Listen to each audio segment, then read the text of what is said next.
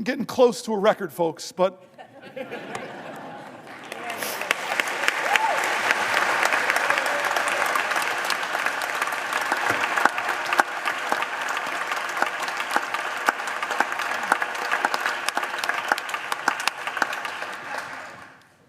there's a room here in the Senate named after Strom Thurmond.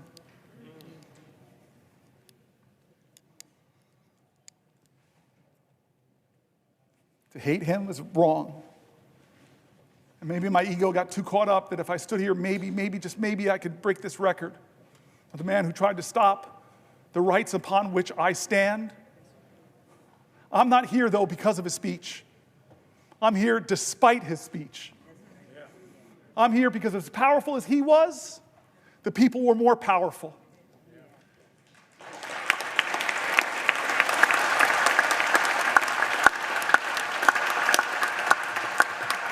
But I remind you, all those people who believe like me that we've got to redeem the dream, turn again to John Lewis, because you all know the story, my colleagues, of when the man that beat him savagely, drew blood, cracked bones.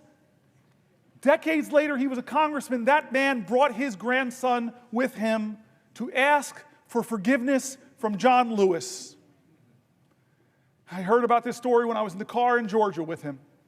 What did you do, John? This man that so viciously beat you, wounded you, bruised you, battered you. What did you do when he came to ask you for forgiveness? What did you do? And a good Christian man of faith, simply said, every one of us needs mercy. Every one of us needs redemption.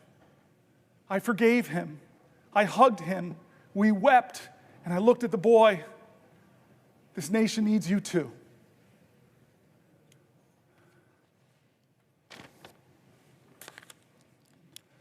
John? Would the senator yield for a question? Chuck Schumer, it's the only time in my life I can tell you no. I just want to tell you a question. Do you know you have just broken the record? Do you know how proud this caucus is of you? Do you know how proud America is of you?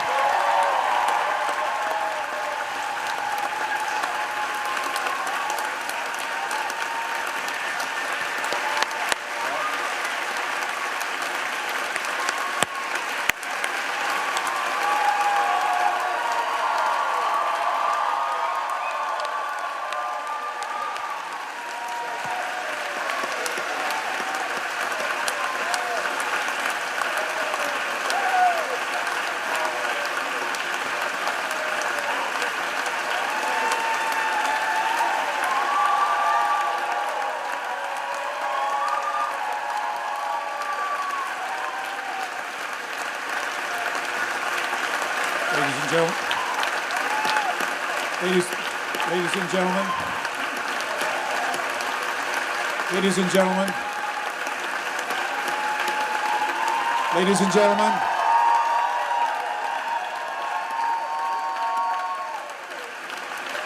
order. The chair does not wish to take away from this moment, but I think the best way to honor this great accomplishment to our guests in the gallery, to make a rare exception and let you stand to show your appreciation, I will not constrain my fellow senators. Thank you.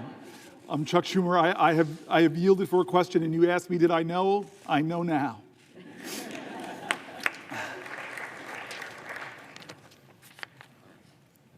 I want to not quite wrap this up yet.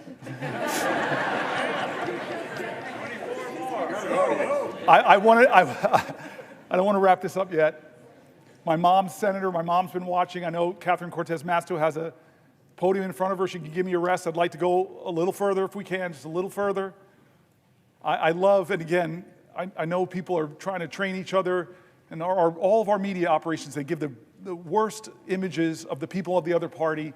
But I want to tell you, one of the funny tweets my staff gave me is something Ted Cruz said. Is he's around 19, 20 hours, he said, maybe I should pull a fire alarm. He's going to break my record.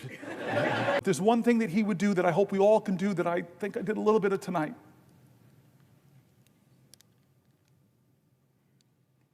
He said for us to go out and cause some good trouble necessary trouble to redeem the soul of our nation. I want you to redeem the dream. Let's be bold in America, not demean and degrade Americans, not divide us against each other.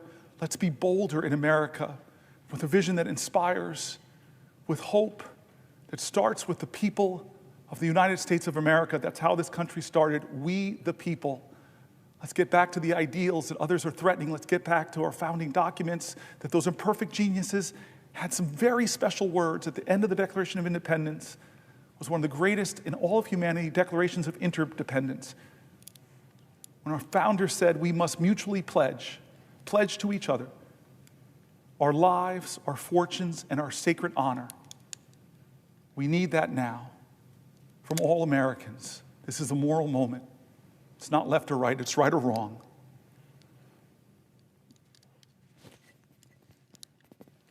Let's get in good trouble. My friend, Madam President, I yield the floor.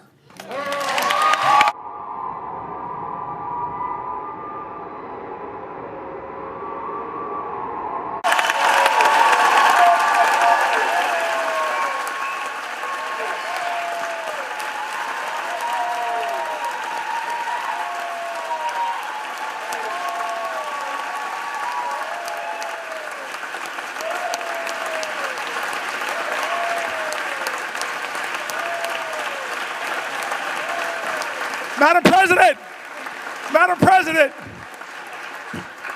thank you to the pages, thank you to the parliamentarian staff, thank you to the clerks, thank you to the doorkeepers. There are so many people that make this place special. I kept you up all night, kept you up 24 hours. I just want to say thank you. Thank you, everybody.